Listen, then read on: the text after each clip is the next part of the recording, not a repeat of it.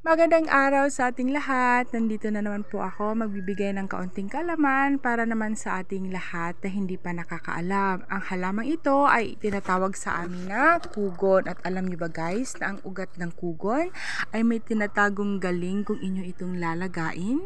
Yes po, totoo po ang inyong narinig dahil ang pinaglagaan pala ng ugat ng kugon ay mabisang panlunas para sa pagtatai na may kasama ng dugo. So, ano pang hinihintay nyo?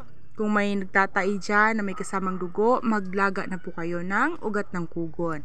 At kung kayo din po ay nakaranas ng pag-UTI o nahirapan kayong umihi, so isa din po ito sa magaling na paraan para maibsan ang sakit na iyong nararamdaman.